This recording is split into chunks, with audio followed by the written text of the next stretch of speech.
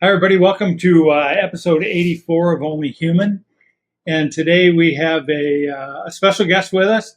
But before we get started, like we usually do, we'll cover a little bit of news and analysis from around the human performance world. And I want to start with just a short vignette. I want to look down so I can get this right. This week is the 26th anniversary of American Flight 1420. It was an accident that happened on June 1st of 1999. And the gist of it, these guys were flying from Dallas-Fort Worth to Little Rock, Arkansas. Like normal this time of year, they ran into some rough weather and got a little bit behind and rushed the approach. And they forgot to arm the spoilers on the wings. For those of you that don't know aviation, upon landing, the spoilers come up. They disrupt the airflow and they greatly improve your braking. In this particular case, they missed that checklist item. They didn't arm the spoilers. They landed. They went off the end of the runway and killed a crew member and 10 passengers. Quite a few of them did survive, though. And I wanted to use that as kind of an example. I use an aviation example because of our expert that we've got with us here today, but also about how normal routine things can go wrong so quickly in our lives. And, one simple checklist item, and by the way, it's probably one that neither pilot had ever missed before in their careers, right? At least never missed that wasn't caught before this happened. And of course, they're landing on a wet runway, which affects their braking and all of these things lined up. So one moment can define an entire legacy and an entire career where you may have been, at the top of your game right up to that moment. So the point of it is that even the most professional people have vigilance levels that are in danger at both ends of this spectrum. On the one hand, if you get complacent and bored. On the other hand, if you get rushed during an emergency or something like bad weather approach. And it can go astray. That's why we have two pilots in this particular case. I think they might have even had three. Karlene, you could be able to answer that for me in a minute here, but I think they were flying MD-80 back in 99. Probably not a three-person crew. But anyway, that's why we have people that look out for each other, right? Most of those checklist items are challenge and response.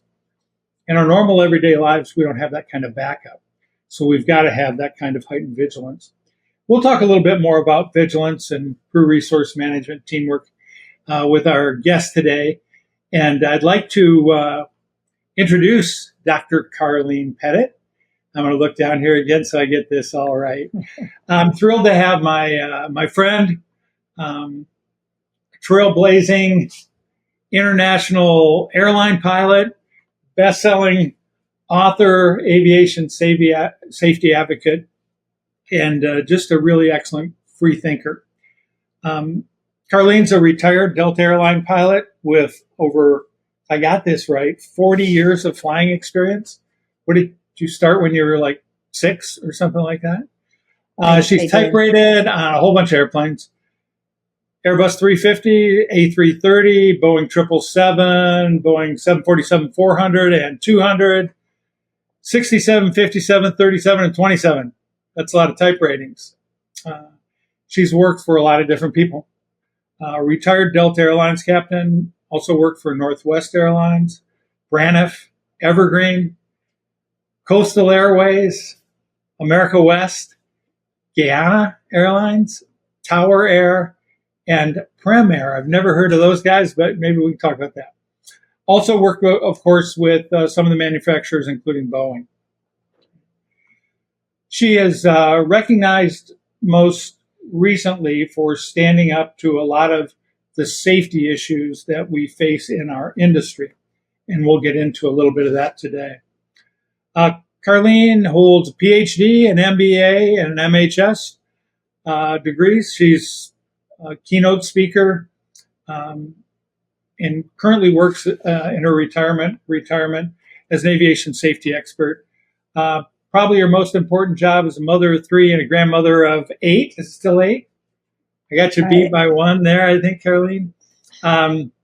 She lives in the Seattle area, I believe, with her husband, Dick Petitt, who she's been married to since 1982. So he's been through it all with her. They enjoy time in Seattle, Angle Lake, Belfair on Hood Canal, and in Palm Desert. She says she's trying to improve her golf game. So, like in all things, golf is a great metaphor for life. So maybe we can get into a little bit of that too. Karlene, thank you so much for joining us today. Welcome to Only Human. Thank you very much for having me, Tony. Yes, I'm definitely working on my golf game. Yeah. Well, someday we'll have a discussion of how aviation and golf map and how some places it's just so entirely antithetical to talk about two in the same sentence. But before we get into our golf games, which I'm sure are fascinating, how did you get into flying? Because I'm looking at these dates, it's back a while. You got into flying about the same time I did. So tell me your story. Yeah, Tony, I actually have kind of an odd story because I didn't know anybody who were pilots. And I was playing a game called Careers with my girlfriends. It's a board game, and we were sitting on the floor. And at the time, you could be a hostess, which is today's flight attendant.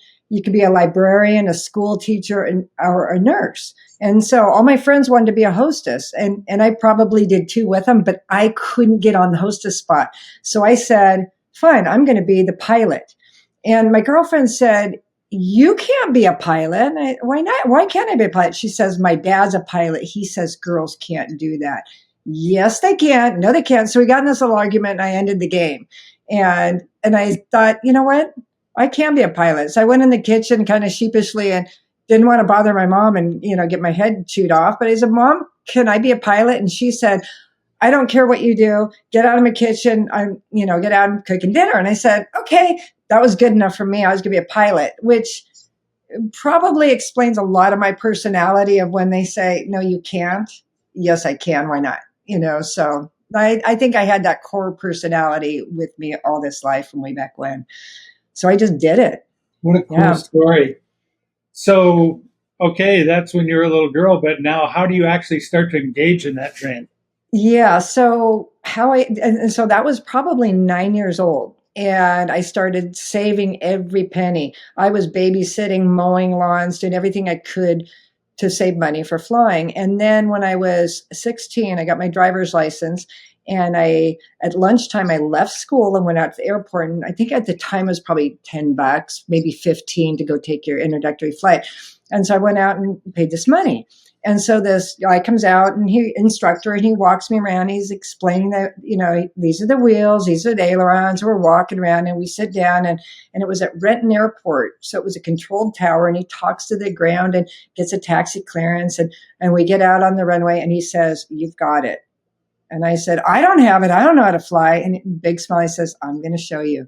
And so he had me hold the controls. So now I'm 16 years old and just got my driver's license, but I'm holding these controls. He's talking me through this first takeoff, and we broke ground. And I thought, oh my gosh, they're going to pay me to do this. I was just like, it was cool. And the higher I got, it was almost like I was leaving all my problems on the ground. I was detaching from them, and as a 16-year-old with divorced parents, a middle of 5 kids, and all the chaos that goes in with typical teenage lives, I was now in control of my life for the first time, and really in control. And I'm thinking, this is really cool. And that's how it started. And so I saved that money, and then what do you need to do to be a pilot? So I drove back to school and went into the career counselor's office. And I said, I want to be a pilot. What do I need to do? And she looked at me and she said, well, you can't go in the military because girls can't fly in the military. So I don't know. I think you should get a different career.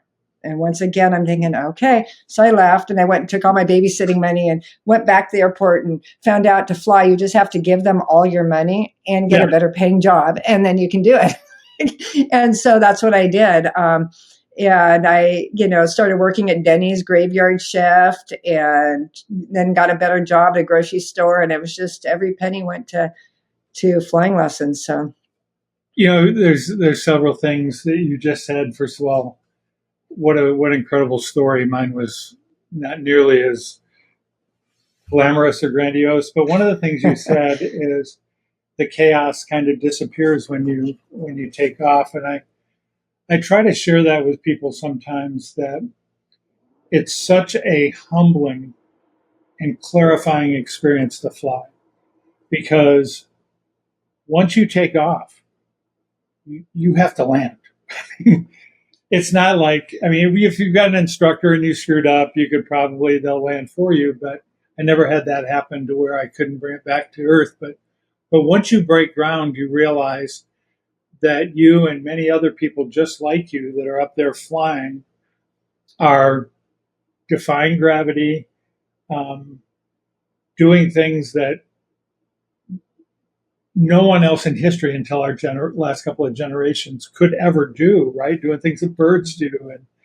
And then you come back down and you get on the ground and you get out of the aircraft and you walk in, and it takes a few minutes for the world to settle back into you.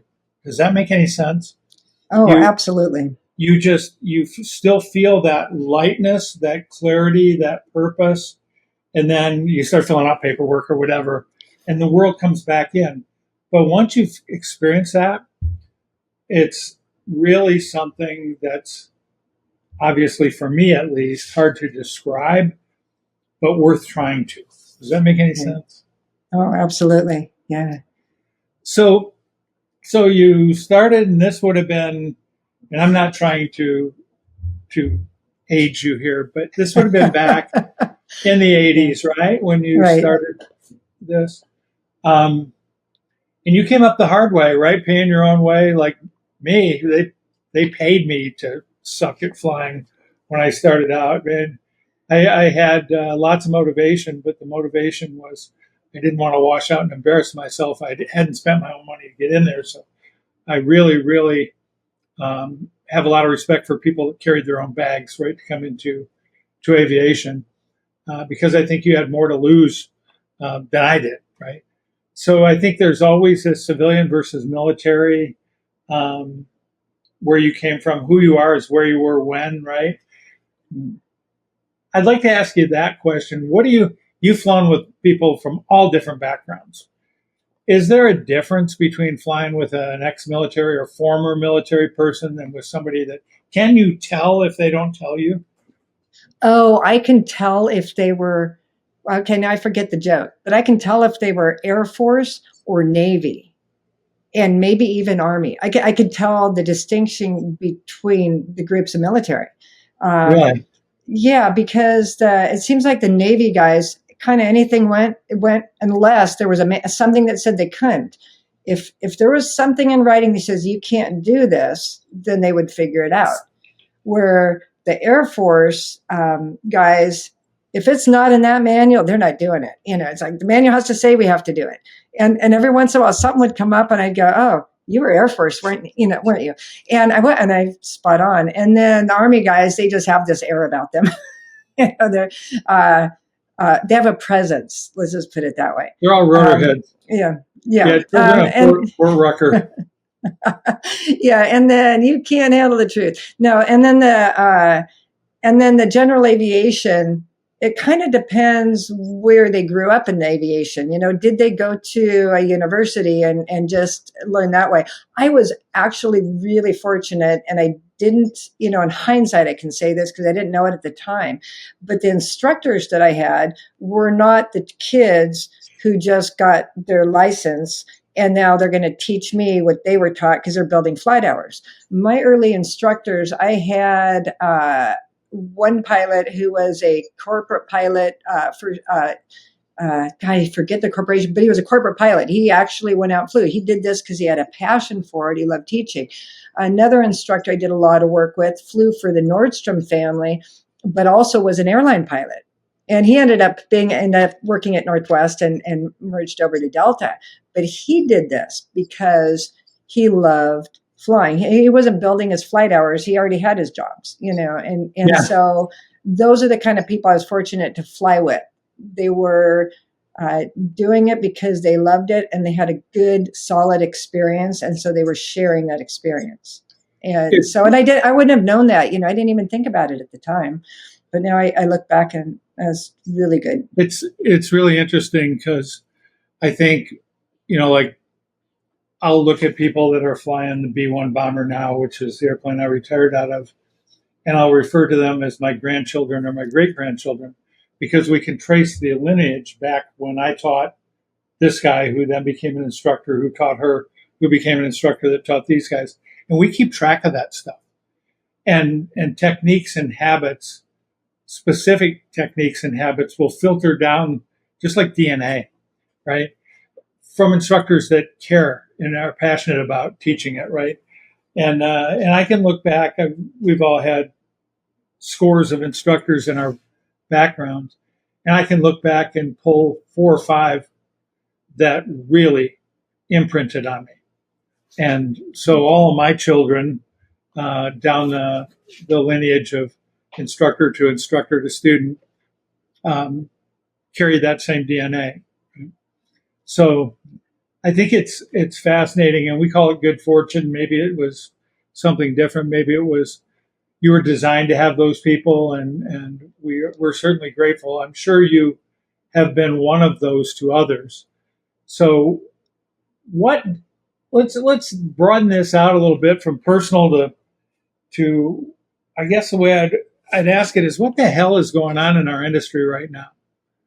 I mean, is this a tyranny of statistics we're seeing, or is something wrong?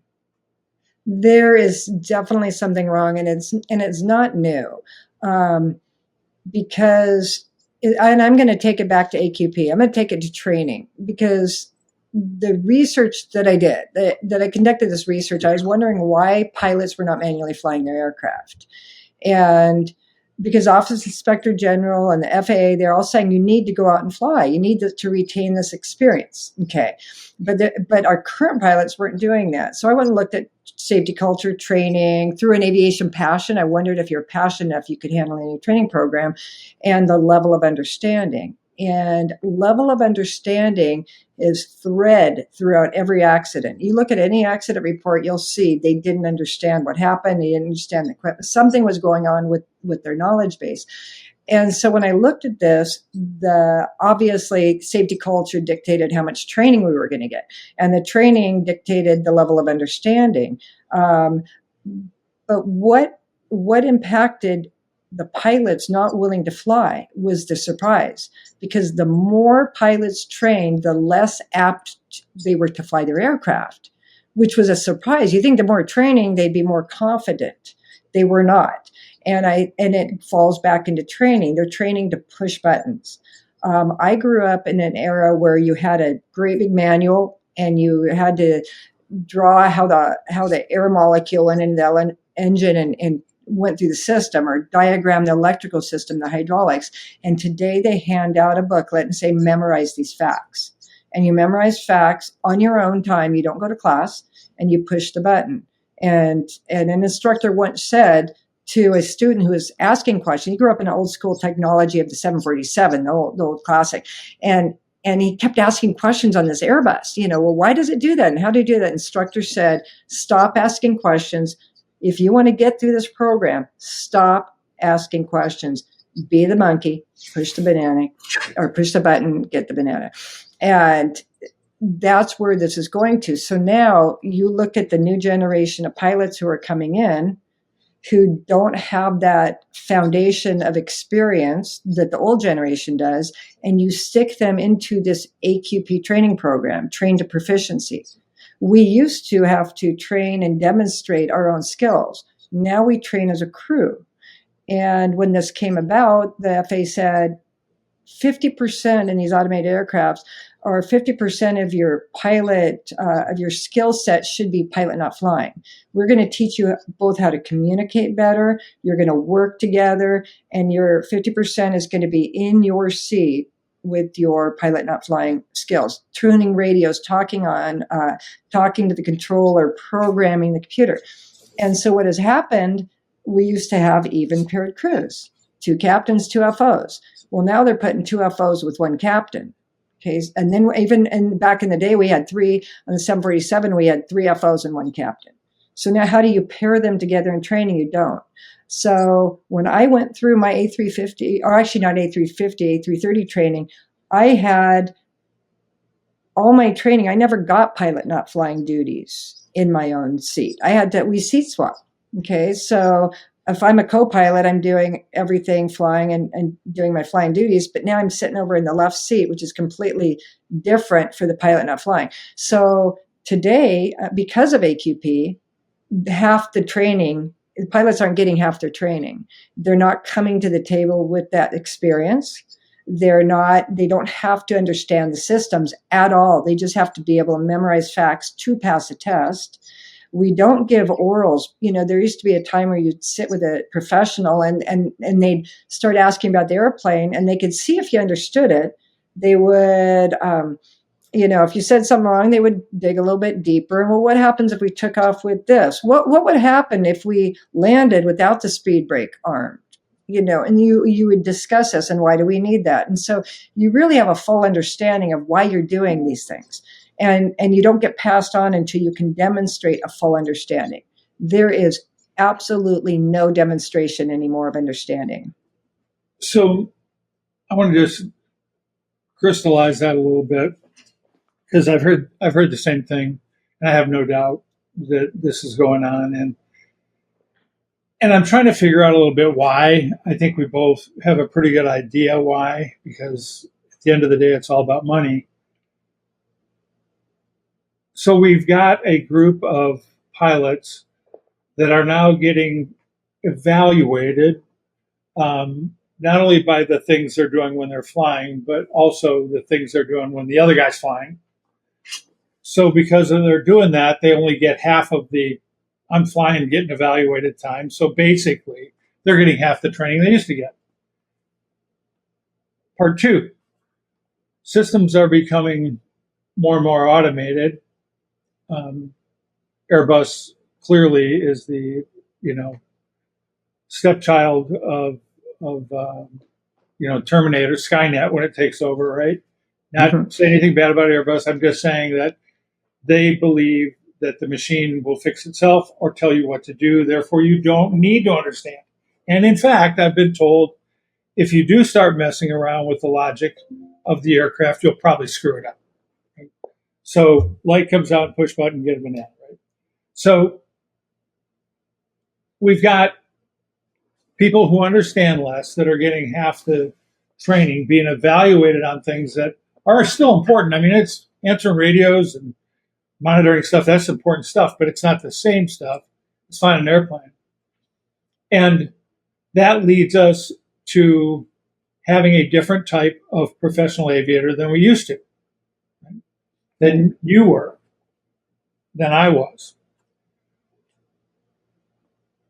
But how does that impact the overall safety of the system? I mean, weren't we told that this technology, and they can point to it, right?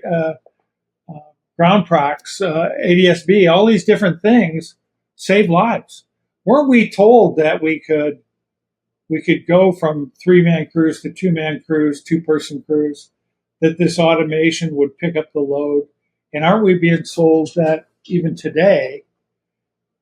And was that a bunch of bullshit, or are we doing it wrong? Why are we where we're at? Yeah, it's not so much we're doing it wrong. It's the way we think. And this might be a good example. When I was instructing the Guyanese pilots, these guys had flown twin engines in the jungle. They hadn't flown at altitude. They hadn't flown jets.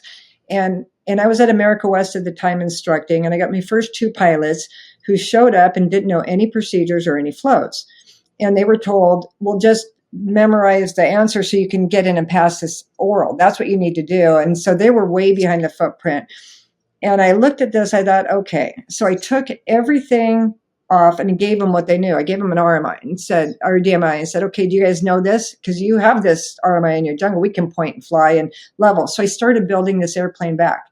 And what I taught my students on the 757, because that was a glass air, not like the glass today, but we're getting glass involved here. And what I told them was, and it was the most difficult thing to teach new pilots going from a round aisle aircraft to their first class, was you are not following the airplane. Pretend you are the person in charge. You might be programming it, but you always want to know, this is the speed I want, this is the altitude I want, and this is where I want to go. So you start thinking, is the airplane doing what I want it to do? Which sounds like common sense. But what happens is you get in these automated airplanes, you get behind, and you start relying that the airplane is doing what it wants, and you follow it.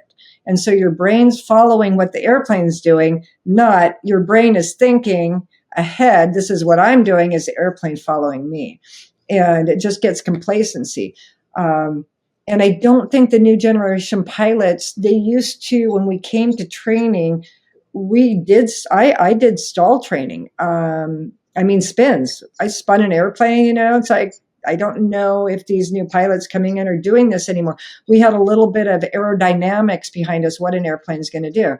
That Endeavor crash with the plane that flipped upside down, what's really fascinating to me is when you look at the data, that the power was pulled back to 40%, whatever it was, I don't remember offhand, but the sink rate's 1,100 feet per minute.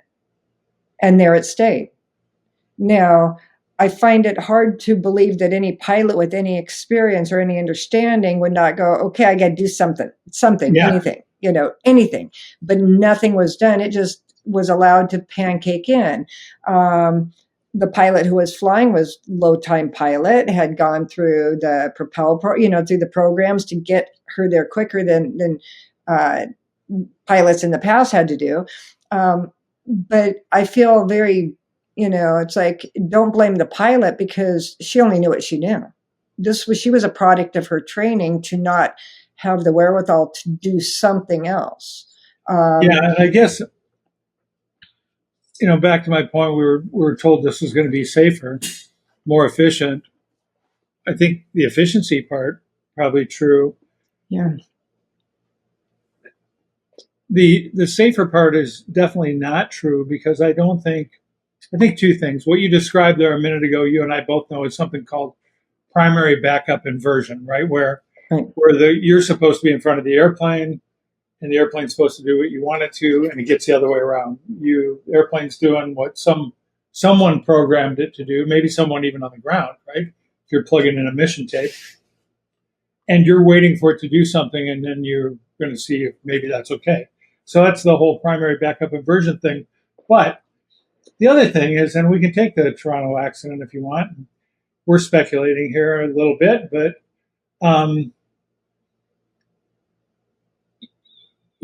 as long as everything's normal, right? Those tightened up efficiency, shortcutted training programs may work. But when things start to fray at the edges and your training goes, hey, I've set this power setting, it's not supposed to be 1,100 feet per minute. And that's where it stays, right? It's like, I don't understand why this airplane's dropping out of the sky. Instead of, I have to stop this airplane from dropping out of the sky, right? So you would think that's a ridiculous thing. If I'm an average human being out there watching you and I talk, that's a ridiculous assumption to make. But I don't think that's that ridiculous. Because, hey, I'll admit I've had a few occasions where I looked down at my winded flight plan and I said, geez, we're 25 minutes early and we've got 15,000 more pounds of fuel than we're supposed to. Guess what? The winded flight plan was right. We were somewhere else than I thought we were, right? That right there, you know what? No, we're not early and you don't have more gas. Your mental model is wrong and you better figure out what's going on there. And so we did, right? I recognized lost situational awareness. I guess what I'm trying to get at, Karlene, is I'm not sure that without the experience of making those mistakes and having a good captain critique you, or just learning it on your own, for God's sakes, that this grouping of accidents that we've kind of been witnessing here lately is not going to become an anomaly. We're going to have to get used to those types of accidents continuing to happen until and unless we either put more limits on them, right? You can't fly into weather anymore, or until you've got, 2 years of FO time, you can't land below 1,003. The Air Force is good at that. We used to upgrade aircraft commanders at 500 hours in nuclear aircraft. It just, you can't do anything. One approach, you'll full stop, 1,003 minimum. No touch and goes. You got to be with an instructor. We can put limits on people, but that's not how our industry works. So, where do you see us going from here? How do we fix something that may be too far horses out of the barn? The fix is training. It's going to be training, because the training was able. I think AQP worked because not only did they make seats apart, but they shortened these footprints, and it's called train to proficiency. But I think they're not training to competency anymore. But we had pilots with experience who could come in and go through that training program and learn. Now we're getting the pilots just don't understand. And with an automated aircraft, they say, oh, the airplane's going to do it for you. You don't need that much training. You didn't need to know. You actually need to know more with an automated. You need to understand what it's doing, because if you don't understand what it's doing, how can you be ahead of it? You can't. Yeah, automation logic is tricky stuff. I mean, exactly. Even in our vehicles these days, that we drive on the roads, automation logic is tricky, and the people that write it should be able to explain it to us in layman's terms, right? Of course, they can't explain anything to anyone in layman's terms. So we need a pilot interpreter, an engineer, aviator that can come and teach, kind of like it used to, man. When we went from manually transferring fuel from tank to tank to, hey, there's a computer that does it for you now. Oh, really? Tell me about that, because I want to understand everything. I kind of like the days when I had to turn on the pump and open the valve, right? Now tell me exactly how this fuel center gravity management system works. I want to know it all. That was that engineer pilot back and forth that made us understand and trust the systems. Now I guess I'm hearing you say we don't have that. We don't have it. And when I went from second officer instructor on the 747 Classic and got my type rating on the 747-400, it was actually probably one of the easy. I think I read 4 novels through that training program. That was what I was doing at night. I wasn't studying at night. I was closing my brain down. I was trying something new to see if I got a better night's sleep, could I retain in the day. But the reason it was such a seamless process was because what Boeing had done is they took my engineer job on the back and put it in that overhead panel. So now all this automation, everything that the plane was doing automatically, I already had a full understanding of it, because I used to have to do it on the 74. So I was the one that had to turn the pumps off, and I knew how the fuel was flowing. And so anything that it was doing behind the scenes, I knew what it was doing and I knew why it was doing. So it helped me just go through the program. But if somebody didn't have that foundation, they get stuck into a program and they're not even given the manuals to really understand it, or anyone to discuss with you how this works. Yeah. They're just going to be monkeys memorizing stuff and pushing buttons. Did you ever have a center of gravity slip stick where you took, if I have this much fuel up here and this much fuel back here, and you figured it out in a little manual computer when you were doing that stuff? Yeah, I still have mine somewhere. I saw it the other day. That's how we used to do stuff, right? But you understood it, right? Because you had to put things in. So you mentioned something there in passing that I don't want our audience to miss. You may have thought that she said back when she was going through all of that, that's when she read her first 4 novels. But what she really said was that's when she wrote her first 4 novels. So I have not read any of the Flight 4 novels, and I really, really, really feel bad about that. I'm going to get them. What I want our group to know is that not only is Karlene a great aviator, great thinker, great spokesman for our industry, but she's also a damn good fiction writer. And I'd like to probe that a little bit because, as you know, I write too. a little fiction, a lot of nonfiction. But how did you get started? What does it do for you to be a writer? It's something that I've always wanted to do is write a book. Okay. And so the opportunity, when I had a hip replacement during the merger, I went to Hawaii Writers Conference, and that's where it started. And what I ended up doing is I was looking at our industry, because during the time they were increasing to 1,500 hours flight time. Pensions were going away. There was mergers. And I thought, boy, I wonder how far they could break this industry before you break the pilot. It's like it used to be such a glamorous and challenging job. Oh, and that's another reason I think there's a problem.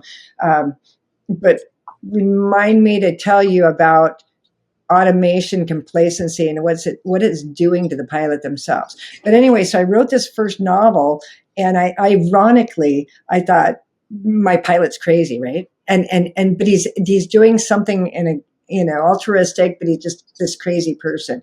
So I wrote this novel, and then we merged. And I started looking at training, and I thought, holy cow, this is so each novel is based on actual industry truth. All real accidents are in these, but I had to have murder, sex, sinister plots, because nobody would believe this is really happening. And so like the second novel is through this merger, and I'm now on the A330. And so they're really fun, because if pilots want to, I give study techniques and tips to this A330,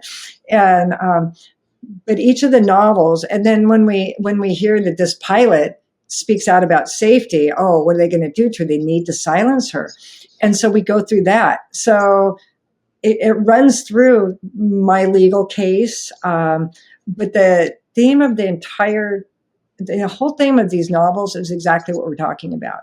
And it's about why are we cutting training? We say it's for profit, right? But what's going to be the most profitable to these airlines is the removal of airline pilots. And they're already flying, airline category 350s over in Europe. They can take off land and they can fly. So this is where we're headed. And this is the whole theme of my novel. We've got this, they're cutting back training. They're taking our pensions. They're not making it glamorous. We're just putting pilots through a very, pushing them through one of the pilots said going through A330 training, I felt like I was toothpaste going through a tube. I have never been more uncomfortable as a captain in my entire life on an airplane. Okay. So this training is going on. We're having all these accidents. And then the one person standing up gets retaliated against. So you take a step back and go, what's happening here? Are we allowing, this is a question and not an assertion, but the question is, are we as a society, as an industry, as the FAA or airlines, allowing substandard training because it's going to save the company money, and we really don't care about these accidents because at the end of the day, it'll prove automation is safer than pilots? Are we creating an industry of pilots that tomorrow or 10 years from now it will be safer for automation? And that's a question, because this is where I see our industry going. We're saying, look at all these accidents. Well, what's happening? Why aren't they being fixed? It's going to only get worse. And when they are fully ready to turn on that automated aircraft, you watch, the marketing is going to be, well, look at those pilots. Look at all the errors those pilots make. Look at all the crashes. Look at the incidents. And how do you challenge that? But it's happening because they're not getting the proper training and they're not getting the level of understanding. So that's a fascinatingly dark and wholly believable theory. And in case you kind of missed it, what Dr. Petitt is saying is something that I agree with wholeheartedly, that it makes perfect sense as a business, if labor is your highest cost center, to reduce that labor as much as possible with automation. Now, if we weren't talking about airplanes and we were talking about manufacturing facility with automobiles or anything else, really, making cardboard boxes, if you can do it better with machines at a lower cost, does that make sense? And I think the answer is yes. Now, Now we're talking about being responsible for the lives of others. So, right? Do you want to replace, do we want robo-cops or robo-firefighters? There's probably some data out there that we could build that says, yeah, that makes sense. But on the pilot side, we hear so much about pilot error. And we get some of the other stuff too, Tammy Joe and Sully and those guys that make heroic improvisations and bring the airplane back safely. What I think the public doesn't understand is that's probably happening on a smaller scale 25 times today, right? There are pilots out there making decisions about going around weather or sequencing into an airport or taking a timing triangle to make sure their crew's ready to land all over the world today that we're not capturing, right? We're not capturing that data. So when the argument is made showing the facts, right, that automation is safer than piloting, be aware that that's bought and paid for science, I think. It's certainly going to be incomplete data, I think, Karlene. I have a hard time, I guess, in my aviator soul, with believing that our big aviation companies, from Boeing to the major airlines, are intentionally and consciously driving toward that end. I really do. A, because maybe they're not that smart. B, because I don't think they could sit in a room and design that strategy on their own and not have somebody say, are we really doing this? And I'm talking too much here. I'm going to say one more thing and I'll ask you to respond to it. What I actually believe is happening, and this is in boardrooms around the world, outside of our industry too, is they're trying to maximize short-term profit for their investors, which leads them to this incremental step-by-step path towards unsafe conditions, whether that's, making airplanes, fixing airplanes, or flying airplanes. I don't know. You've had some really bad experiences with leadership, and you can share them or not share them. But I want your thoughts on my theory that they're really not evil. They're just not forward-looking enough, right? That's my theory. What's your theory? Oh, that's a good theory. Yeah, I look at this. I'm actually writing a memoir, and what I've realized, I have a central theme in my life, other than if you say no and it's not logical, I'm going to prove you wrong. But I feel like if I look at everything, I feel like I've been naive my whole life because I've been so trusting and I've given everyone faith. And I've had faith in everything. And I'm thinking, I'm going, okay, I guess I was naive at that point. As I weave through each of these airlines, I'm going to tell you the title of this book is going to be The Divine Flight Plan, because I did not go to 8 different airlines and have doors shut. And I didn't make this happen. I was guided to each one of these to bring me to this point in time.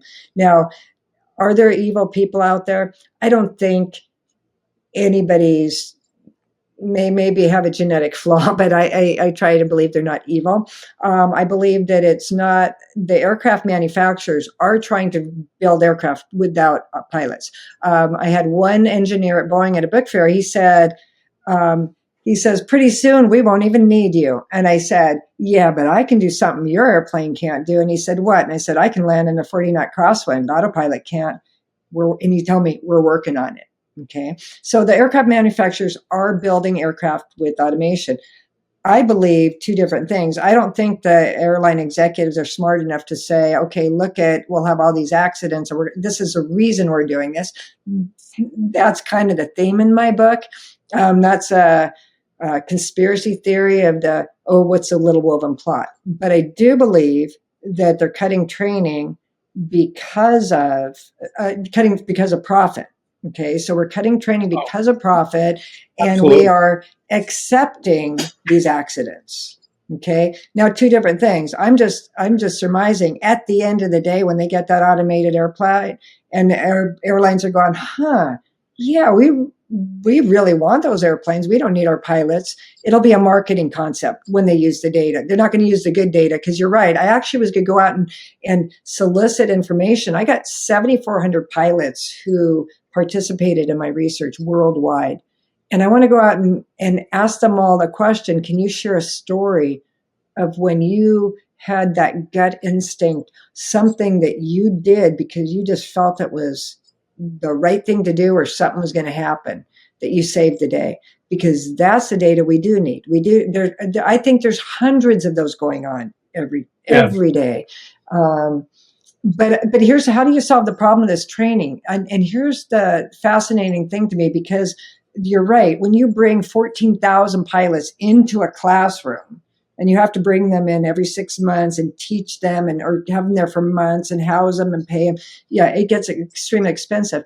But when I went through Embry-Riddle, their platform could be adapted to airlines in the manner of, you don't just get a book and here's your documents, memorize this. Pilot, you're going to be at home and do your training at home, because that's cheaper to us. That's okay. But what we want you to do is, here's your 777 class. Now, you can log into your classroom, and today you can go pick whatever subject you want: hydraulics, electrics, fuel. You got this virtual classroom with these systems, and all you need is an instructor can monitor at the end of the day, let all the pilots talk. Hey, I'm reading the manual and this says I'm supposed to do this and I don't understand why. And everyone will chime in, and you can have one check airman at the end of the day go monitor that class and look at all the chats and go, okay, guys, here's how it works, because you're on the right path or you're not. And they can go through each system. And so you're still virtually, you're still doing it online. You're not expending the money of bringing people in, but you start talking, you start discussing, because that's where you learn during the discussions. And I mean, and honestly, how much could it cost to actually give a real oral to the pilots before they go into the simulator for their check ride, to really find out what they know? I think, as my background's education, and if you look at the various generations of education, I mean, you're probably of an era where, like me, when you're in elementary school, you had the 35 millimeter slide carousel that sat on top. And if you were like the teacher's pet, you got to push the little button that went beep, and the next slide fell down, and then the next slide fell down. Well, that went away, and we got the view graphs with the colored slides that we could put on the overhead projector. Remember those little things? They came in a box, all history of ancient Europe, and you put little things you flop over. Here's where the Romans went, and here's where the Gauls fought back. And that was a big advance, right? Because now we didn't have slides sticking. And then we got PowerPoint. Right? Every one of those steps, we're basically looking at the same information that we're transferring. And we basically trained it exactly the same way that we used to. It was just an advance in visual effects. What we've never caught up with, and you articulated a very great, nice vision of it there, is how do we make virtual learning collaborative and real for people, right? There's so many people that, all the mental health stuff going on too, is you're part of that, that are introverted and becoming more so because they sit behind these screens like we do right now.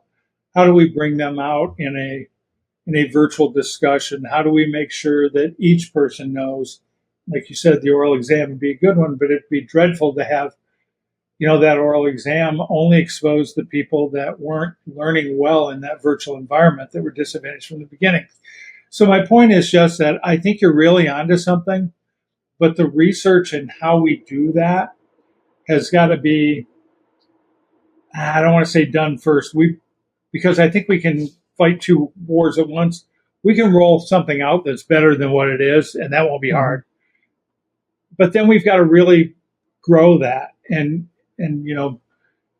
part of the whole emotional intelligence thing is if I'm in a classroom with 10 of us on how we're going to go fly the Starship to Mars, right? And you and I are there, and you notice that I'm not contributing and my eyes are glazing over.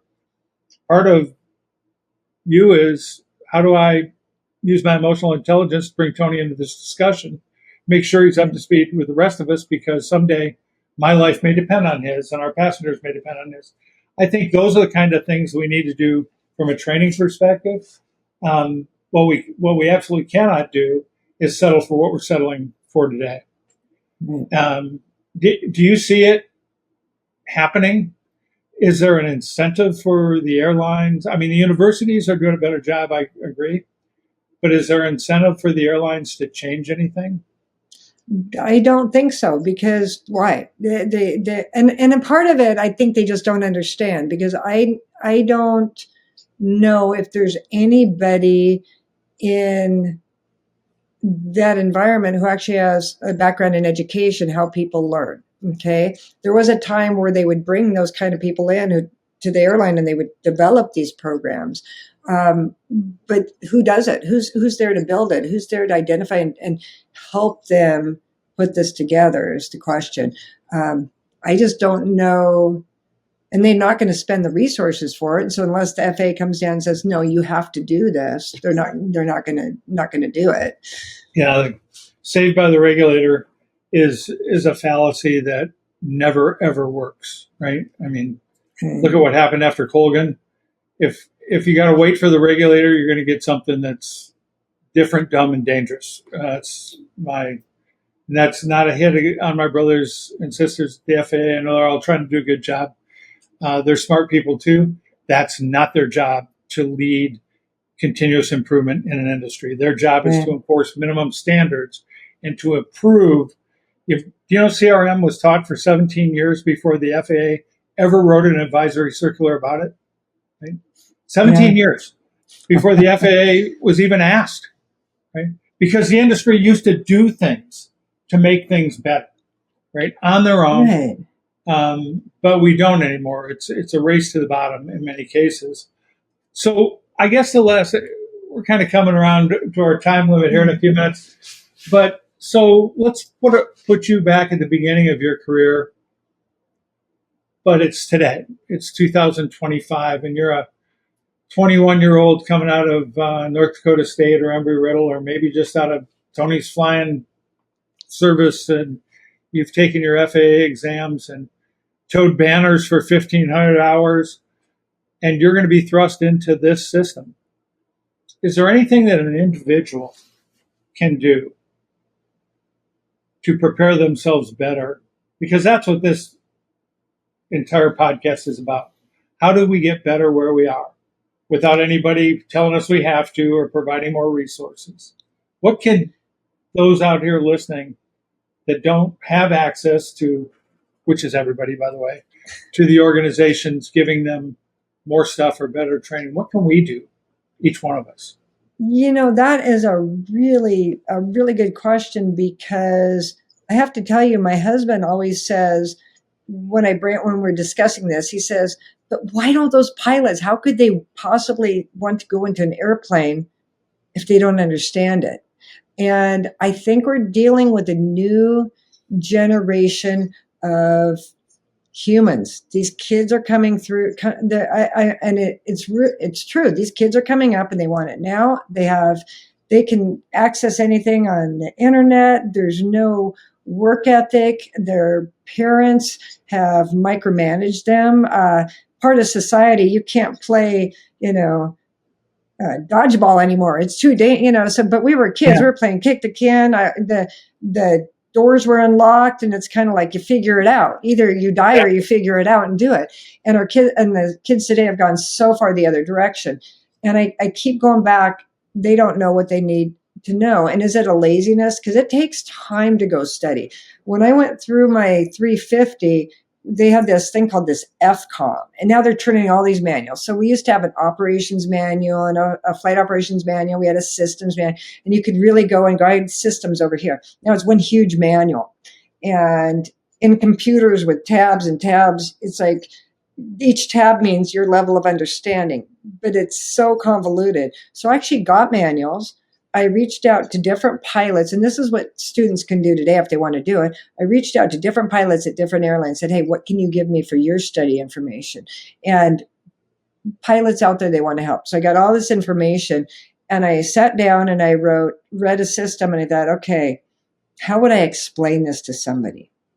And I wrote it. So I actually created a A350 study guide. It's like 279 pages. I put pictures in it, and as I created it, because I'm trying to impose an understanding versus a memorization.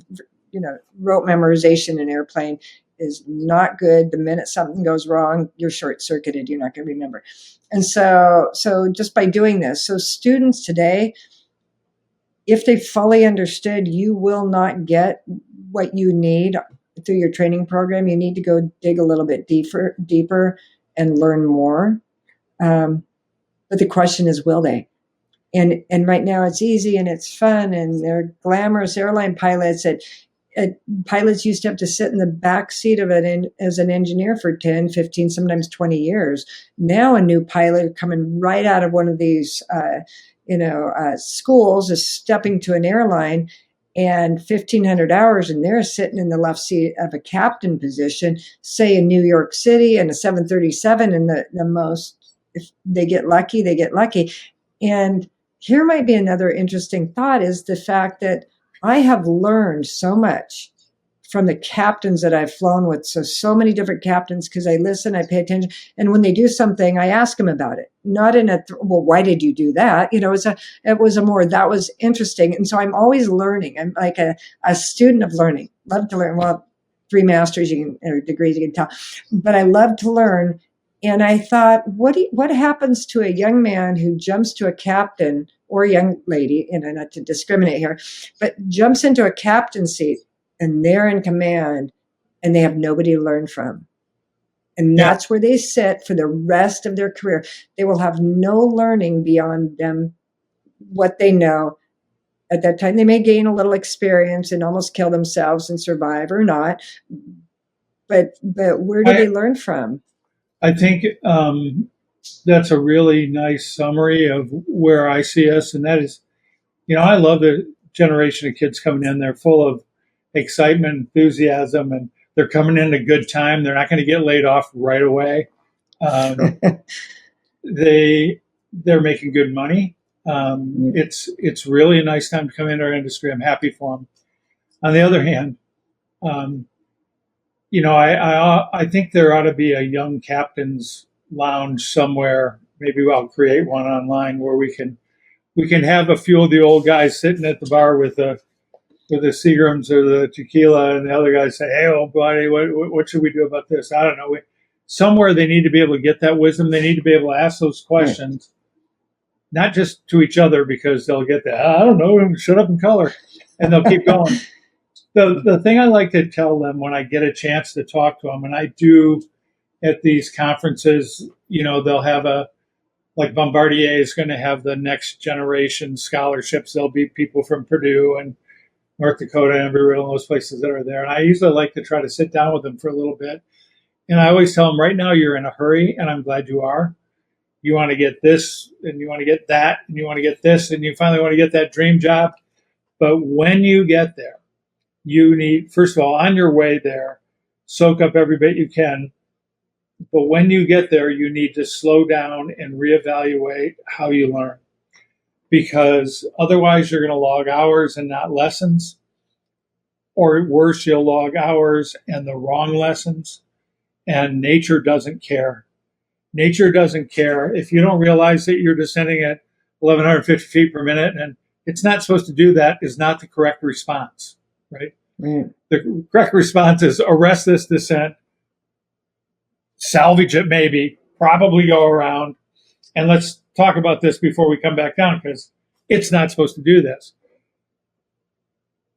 I think that if we can get over this next little hump, it's probably 5-6 years of real vulnerability, I think, Karlene, with this, we're washing all the experienced people out. I mean, they're just aging out of the fight, right? Millennials are the largest workforce in aviation right now, and Gen Zers are clicking away on their heels, coming up more and more.